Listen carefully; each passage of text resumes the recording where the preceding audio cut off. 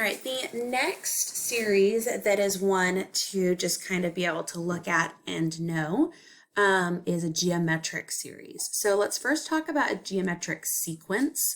There's a lot here from the OpenStax textbook that I've included here, and I'm just going to summarize it for us. So a geometric sequence happens when you're multiplying the next term by the same factor. So if you notice here, we're multiplying each and every term by -1/3.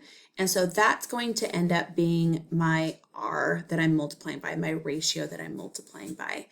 You can see there is an example here of how this is defined recursively. So you can have your starting term is 2, and then you can say the next term is made by multiplying by -1/3. You can also find a pattern here because we have 2, and then we have 2 times -1/3, and then we have 2 times -1/3 squared, and then 2 times -1/3 cubed. Notice that this exponent with the 1/3 is always 1 less than whatever term number we're looking at. And so that pattern is like we always have the 2 in the front, and then I have a -1/3 to the power of, but 1 less than whatever my term is, right? So that's where that n-1 is coming into play. Now, a geometric series is when we are adding up all of those pieces. So if I was going to be adding up each and every piece, then I can say that that is a geometric series. So adding up the pieces of the sequence. Again, notice that we are going to use n-1 here because when you plug in 1, you need to start with your A term. And then the next term that you're multiplying by needs to be the first time that you're doing that multiple. Some other times you might see that to do that, we start at n equals 0.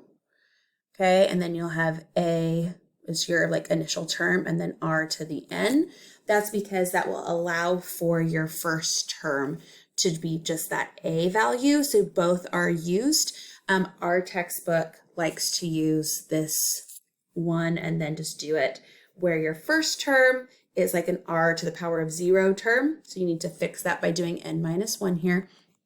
And then that will make sure that A is your first one, and then you multiply by R the correct number of times depending on the term.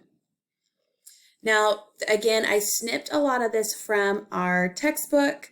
So I'm not going to go over in detail here, or the online textbook, I should say, the open resource textbook. But this is kind of like some proof base of using partial sums to figure out what the convergence needs to be for this, okay? Now, if R is equal to 1, we find out that the partial sum is just A plus A plus A. Okay, so you're going to add up A k times. And so that's kind of a interesting way to look at it, but that's going to end up being your sum. If A is greater than 0, then we know that AK would then go to infinity as K goes to infinity. So that's going to be divergent. So therefore, anytime R is equal to 1, okay, this is going to end up being a divergent sequence. If I add up A infinitely many times, right, and this is my sum that I'm looking at, well, that's going to end up going to infinity. I'm not going to be able to find an S there. If we look for R not equal to 1, there's some like factoring magic that happens over here. And so what we need to then look at is what R to the K is doing for R not equal to 1. So if R is big, then R to the K is going to keep growing bigger and bigger and bigger and bigger and bigger, right? So that's going to be divergent. If R is less than 1, absolute value of R is less than 1, then we know that R to the K is going to go to 0. And if that's the case, then we're going to end up having this as our sum. okay? So again, just to recap here, geometric series is of this form, converges if the absolute value of r is less than 1, diverges if r is greater than or equal to 1, and then this is how we find that sum. All right, let's look at these examples. So this first example we're going to be looking at is the series -3 to the n plus 1 all over 4 to the n minus 1. We're going to separate this out in terms of the exponential pieces. So I have the series of -3 to the n times -3 to the 1. Because if I'm multiplying like bases, I add their exponents, so I can break up that -3 to the n times -3 to the 1 and double check that, okay, if I multiplied that back together, would I get this? And that's true. On the bottom, I'm going to take this to be 4 to the n and then times 4 to the -1. All of my pieces that have this power of n can go together. And then all of these pieces are also going to go together. 4 to the -1 means I'm going to take 4 up top. And I'm going to have -3 to the 1 times 4 up here.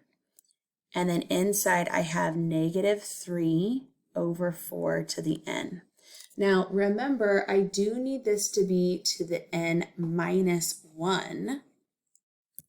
And so I'm going to rewrite this n. I have to be a little fancy here.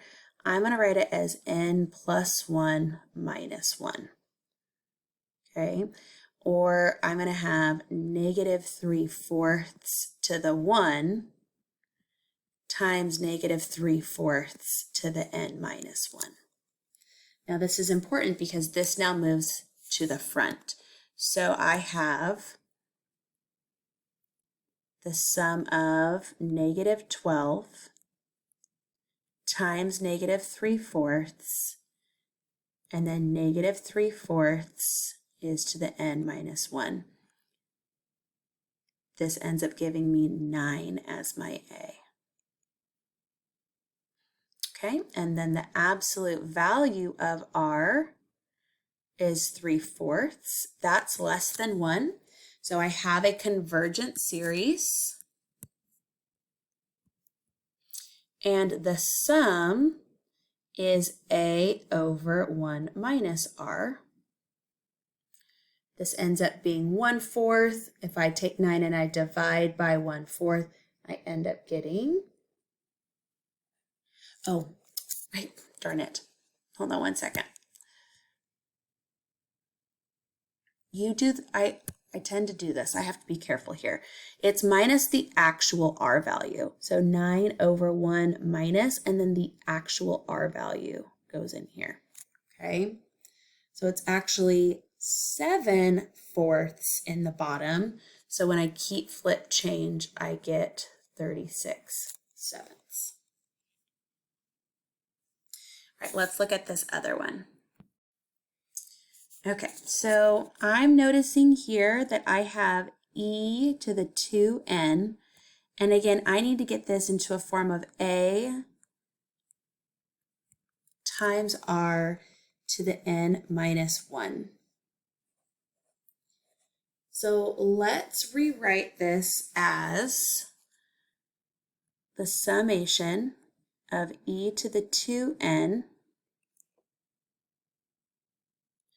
And this time when I need to be fancy with my exponent here, I'm going to write it as +2 minus 2. I'm then going to separate this as e squared, so the +2, times e to the 2n minus 2.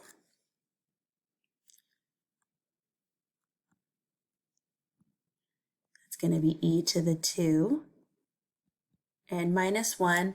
And remember, if you are multiplying your exponential powers, that comes from taking a power to a power.